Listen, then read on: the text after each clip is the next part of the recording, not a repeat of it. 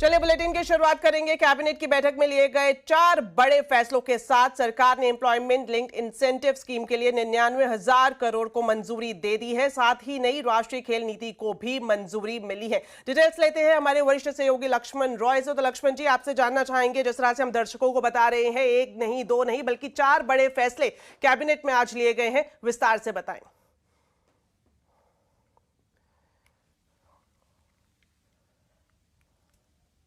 जी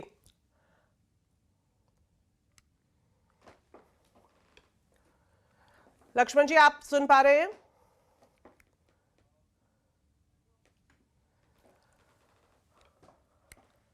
तो चलिए एक बार फिर से हम जुड़ेंगे लक्ष्मण रॉय से। इस बीच आपको बता दें कि 4 बड़े फैसले लिए गए हैं और साथ ही रोजगार के क्षेत्र में बड़ा फैसला है। एम्प्लॉयमेंट लिंक इंसेंटिव स्कीम के लिए जो बड़ी राशि को मंजूरी आज दी गई है। एक बार फिर से कोशिश करते हैं लक्ष्मण जी से जुड़ने की। तो लक्ष्मण जी, बताएं कौन से बड़े फैसले आज कैबिनेट की बैठक में लिए गए हैं?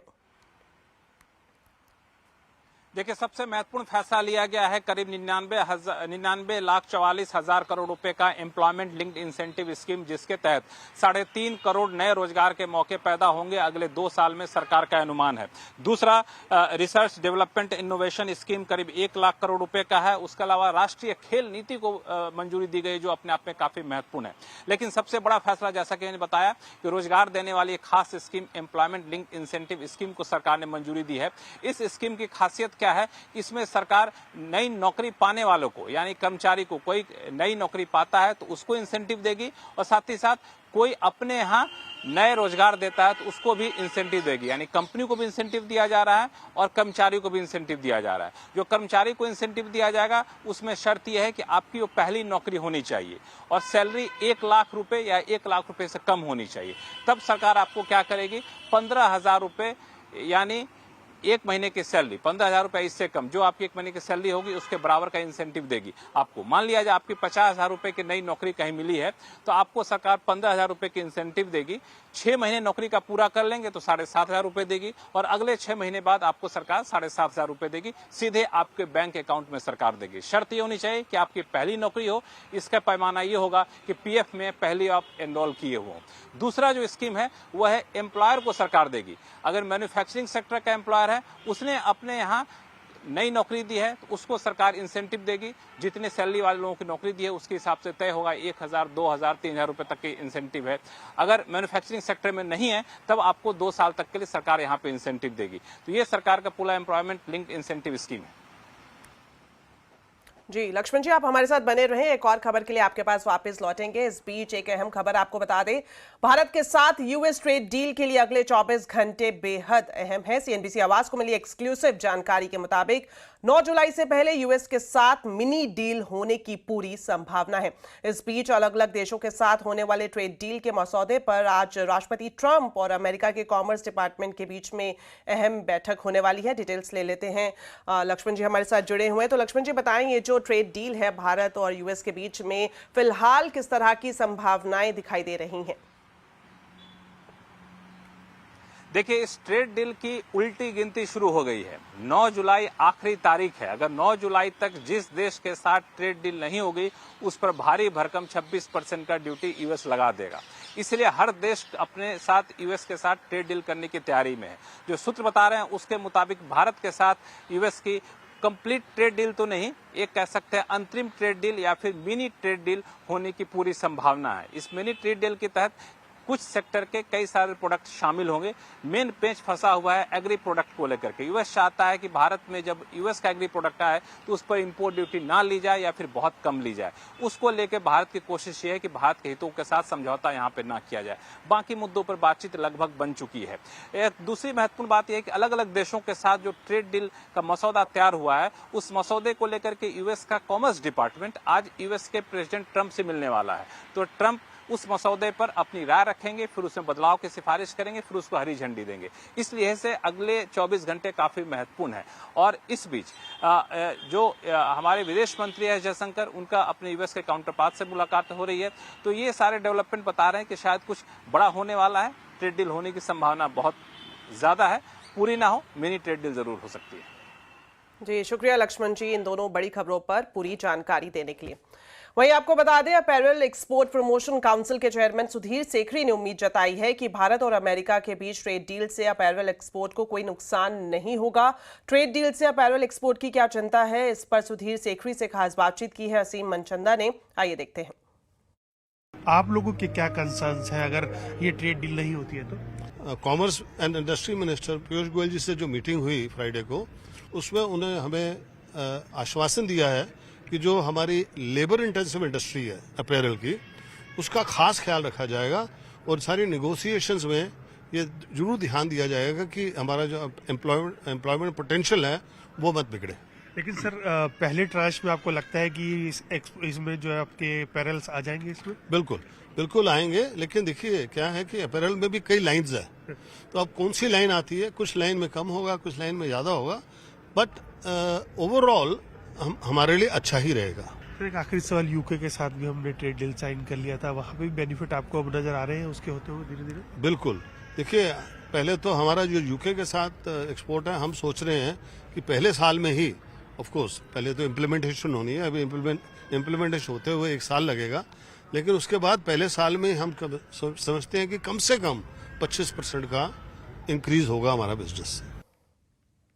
पिछले साल भारत में एफडीआई से ज्यादा रेमिटेंस की रकम आई है। अमेरिका से भारत में पैसा भेजने वालों पर अमेरिका ने 5% टैक्स लगाने की बात कही थी, लेकिन अब यूएस सीनेट ने 1% ही टैक्स लगाने का फैसला किया है। तो इसका असर क्या होगा, इसी पर ही देखिए केतन जोशी की एक खास रिपोर्ट।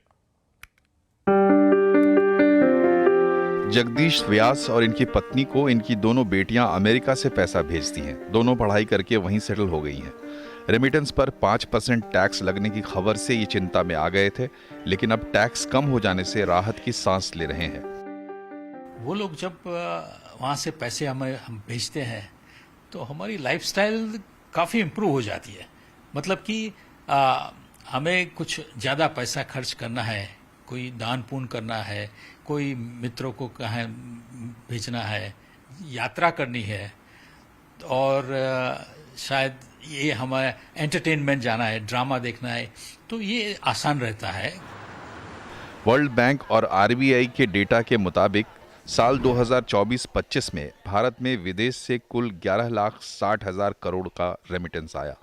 पिछले 8 साल में विदेश से आने वाली रेमिटेंस की रकम डबल हो चुकी है। इसमें अमेरिका से रेमिटेंस का हिस्सा करीब 25% है। दुनिया भर में हमारे भारतीय और खास करके गुजराती बसे हुए, और उनका वतन के लिए एक प्रेम अनोखा रहता है। और खास गांव में जो लोग रहते हैं और धार्मिक क्षेत्र में जो लोग हैं, वो अपने देश के लिए, अपने गांव के लिए कुछ ना कुछ चैरिटी करते रहते हैं। एक 5% चैरिटी होने के बाद बहुत उसमें इफेक्ट आया था, जो आज 1% होने के कारण काफी बेनिफिशियल हुआ है। और गांव में जो छोटे से छोटा गांव है, वहां तक चैरिटी पहुंचती है। साथ में जो भी इमरजेंसी कुछ आफत आ जाती है, तो उस टाइम भी करोड़ों रुपए की जो चैरिटी होती है, उसमें भी काफी बेनिफिट होगा। खास करके भारतीय अपने देश के प्रति काफी लगाव रखते हैं और चैरिटी में उनका योगदान ज्यादा रहता है। अमेरिका में बसे लाखों भारतीय सिर्फ परिवार को नहीं, भारत के गांव में मंदिरों और दूसरे सामाजिक काम में हजारों करोड़ रुपए भेजते हैं। अच्छी बात यह है कि अमेरिका से अगर किसी कार्ड के जरिए पेमेंट की जाएगी तो इस पर कोई टैक्स नहीं लगेगा।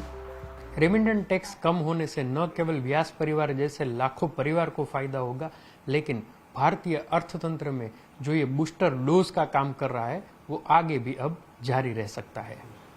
केतन जोशी, अहमदाबाद। आज बिग बोल्ड रिफॉर्म जीएसटी को लागू हुए 8 साल पूरे हो गए हैं और आज ही जून में 1,85,000 करोड़ के जीएसटी कलेक्शन की खबर आई है। जीएसटी कलेक्शन में पिछले साल के मुकाबले 6.2% का इजाफा हुआ है। 2017 में आज ही के दिन संसद के सेंट्रल हॉल में तत्कालीन राष्ट्रपति प्रणब मुखर्जी ने जीएसटी की शुरुआत की थी। इस मौके पर प्रधानमंत्री नरेंद्र मोदी ने जीएसटी को एक ऐतिहासिक रिफॉर्म बताया है। प्रधानमंत्री ने एक्स पर पोस्ट किया है कि 8 साल में जीएसटी एक ऐतिहासिक सुधार के रूप में सामने आया है, जिसने भारत के आर्थिक परिदृश्य को नया आकार दिया है। कंप्लायंस के बोझ को कम करके जीएसटी ने विशेष रूप से छोटे और मध्यम कारोबारियों के लिए व्यापार करना बेहद आसान बनाया है। जीएसटी ने आर्थिक विकास के लिए एक शक्तिशाली इंजन के रूप में भी काम किया है, जबकि भारत के बाजार को एकीकृत करने की इस यात्रा में राज्यों को समान अधिकार बनाकर सच्चे सहकारी संघवाद को बढ़ावा दिया है। तो 8 साल के सफर में जीएसटी ने गुड एंड सिंपल टैक्स का लक्ष्य किस हद तक हासिल किया है, इसी पर ही आज हम आवाज अड्डा में खास चर्चा करेंगे। जीएसटी के 8 साल कितना कमाल, शाम 7:57 पर जरूर देखिए।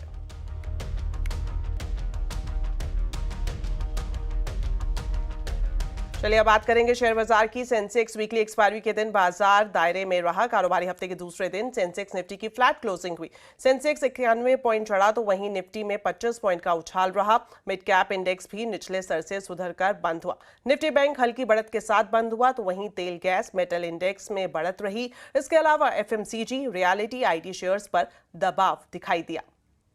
चलिए वक्त एक छोटे से ब्रेक का है। ब्रेक के बाद जल्द वापस लौटेंगे। आप देखते रहिए आवाज समाचार। ब्रेक के बाद आपका स्वागत है। आज 1 जुलाई है और आज से देश भर में कई बड़े बदलाव लागू हो गए हैं। रेलवे से लेकर यूपीआई तक, पैन कार्ड बनवाने से लेकर पुरानी गाड़ियों तक, ऐसे कई बदलाव है जिनका असर सीधे आपकी जिंदगी पर पड़ेगा। इनके बारे में आपको जानना बेहद जरूरी है। तो चलिए इन बड़े बदलावों के बारे में पूरी डिटेल्स जान लेते हैं विपिन भट्ट से। तो विपिन जी, आपसे जानना चाहेंगे आज से कौन से बड़े बदलाव लागू हो गए हैं? जुलाई का महीना आ गया और आपके जीवन में बड़े बदलाव लेकर आया है। 1 जुलाई से कितनी बदल जाएगी आपकी लाइफ, आइए आपको बताते हैं। सबसे पहले बात कर लेते हैं पैन कार्ड की। बिना आधार के अब ये कार्ड नहीं बन पाएगा। अब तक पैन बनाने के लिए आधार की अनिवार्यता नहीं थी, लेकिन अब आधार कार्ड नहीं है तो पैन कार्ड नहीं बनेगा। लेकिन बड़ा बदलाव हुआ है आपके ट्रेन के सफर में। यहां पर किराए थोड़े से बढ़ते हुए नजर आए हैं। 2 पैसा प्रति किलोमीटर एसी पे बढ़ा है, 1 पैसा प्रति किलोमीटर नॉन एसी पे। लेकिन 1000 किलोमीटर की यात्रा पे आपको एसी में 20 रुपए ज्यादा देने होंगे और नॉन एसी में 10 रुपए आपको अतिरिक्त लगेंगे। लेकिन ज्यादा काम की बात रेलवे से आ रही है। तत्काल टिकट बुकिंग के लिए अब आधार जरूरी कर दिया गया है। आईआरसीटीसी का आपका जो अकाउंट है वो आधार लिंक होगा, तभी आपका तत्काल टिकट बुक हो पाएगा। बीच में बड़ी धांधलियों की बात आई थी, उसको निपटाने के लिए, उसको ठीक करने के लिए ये कदम सरकार ने उठाया। और हाँ, तत्काल विंडो जो सुबह 10 से 10:30 खुलती है, उसमें 10 से 10:30 के बीच एजेंट बुकिंग्स नहीं कर पाएंगे। ये भी एक इसमें बदलाव आ रहा है। यात्री रिजर्वेशन चार्ट जो पहले 4 घंटे पहले बन के तैयार होता था ट्रेन के डिपार्चर के, अब वो 8 घंटे पहले बन जाएगा। उन लोगों को सुविधा होगी जिन्हें आखिरी वक्त में पता लगता था या स्टेशन पहुंच जाते थे कि अब उनका रिजर्वेशन तो कंफर्म हुआ नहीं है। हालांकि इसको 24 घंटे तक लाने की भी बातें हो रही हैं, लेकिन फिलहाल 8 घंटे पहले आपको रिजर्वेशन चार्ट मिलेगा। अच्छी खबर आई है कि अब गैस सिलेंडर कमर्शियल वाला 19 केजी का सस्ता हो गया 58 रुपए 50 पैसे से। तो जो भी कमर्शियल यूज के लिए एलपीजी सिलेंडर खरीदना चाहते हैं, अब उनके लिए दाम 58 रुपए 50 पैसे तक कम हो गए हैं। यूपीआई पेमेंट को ज्यादा सेफ बनाने के लिए अब वहां पर जो असली बैंकिंग नेम है, मान लीजिए किसी का नाम है अमित कुमार गुप्ता, आपके बैंक में दर्ज है, पूरा नाम दिखाई देगा, ना कि अमित गुप्ता, अमितू या कुछ और जो आप एडिट करके बना लेते थे वो नहीं।